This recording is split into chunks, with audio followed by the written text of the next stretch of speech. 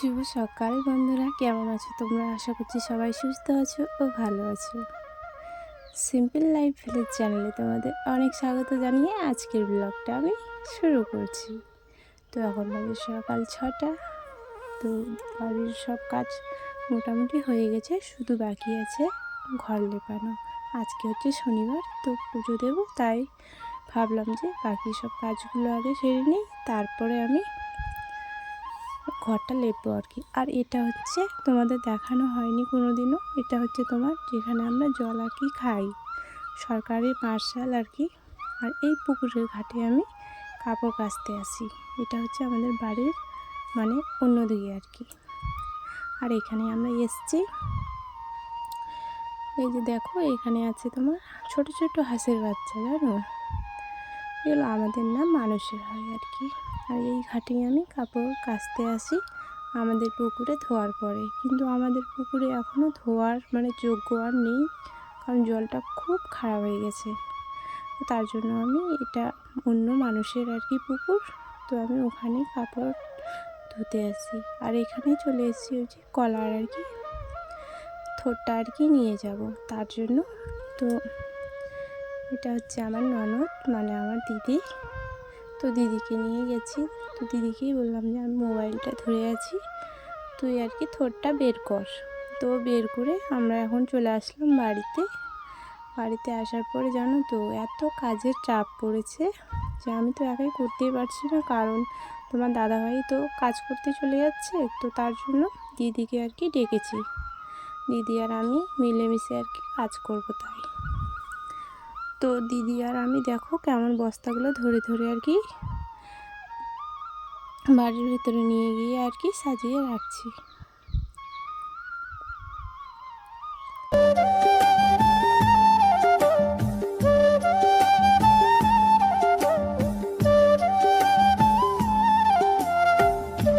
বললাম না যে ঘর লেপানো বাকি আছে, তো ওই যে ঘরটা আর কি আমার লেপে নেব। শনিবারে না আমরা মানে শনিবার মঙ্গলবার মানে পুরো বাড়িটাই লেপতে হয়, না হলে ঠাকুরের মানে পুজো আমরা দিই না আর কি। তো তার জন্য বাড়ি ঘরগুলো আমি লেপে নিই। তোমরা সঙ্গে থাকো আর ভিডিওটা দেখতে থাকো।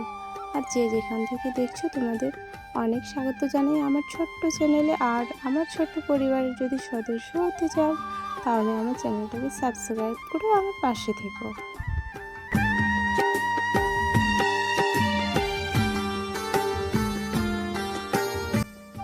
তো আমি স্নান করে আমি চলে আসলাম, চলে এসেছি ঠাকুর ঘরে। তো ঠাকুর ঘরে ওই যে লাল মাটিগুলো আছে না, তো ওগুলো দিয়ে আর কি আমরা লেপি। তো তার জন্য ওই যে লাল মাটি গুলে নিলাম, গুলে নিয়ে আর কি ঠাকুর ঘরটা লেপে নেব আমি। তো চলো আমি স্নান করে চলে এসেছি, চলো তোমরা ভিডিওটা দেখতে থাকো আর সঙ্গে থাকো।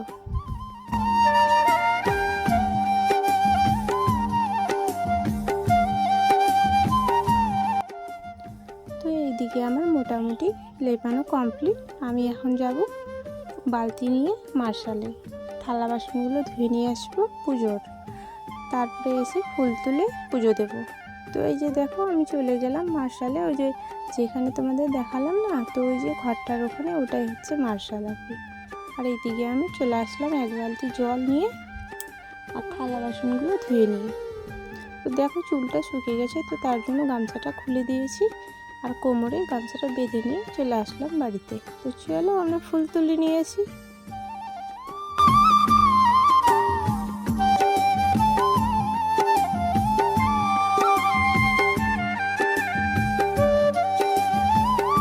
তো মার্শালের ওখানে তো দেখতেই পেলে যে ওখানে নিত্যমালতীর গাছ ছিল।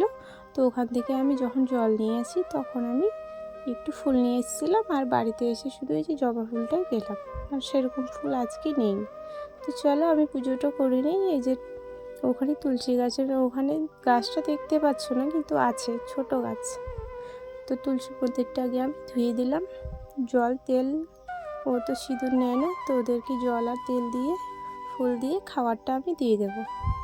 তারপরে ওগুলো সব হয়ে গেছে, হয়ে যাওয়ার পরে তোমার একটু মানে ধনুচিটা একটু দেখিয়ে দিলাম পুরো বাড়ির দিক দিয়ে। তারপরে আমি বাইরে গেলাম, বাইরের দিকটা মানে দেখানোর জন্য। আর চলে ওখানে আমাদের শিব ঠাকুর আছে, তো ওখানে আমি পুজো দিয়ে চলে আসলাম। তো আমি যখনই পুজো দিই আমি শিব ঠাকুরের কাছেও যাই, মানে পুজো দিতে আর কি, নাহলে আমার মনটা শান্তি লাগে না। তো চলো আমরা খাওয়া দাওয়া করি পুজো দেওয়ার পরে। তোমরা ভিডিওটা দেখতে থাকো, আশা করছি তোমাদের ভালো লাগবে।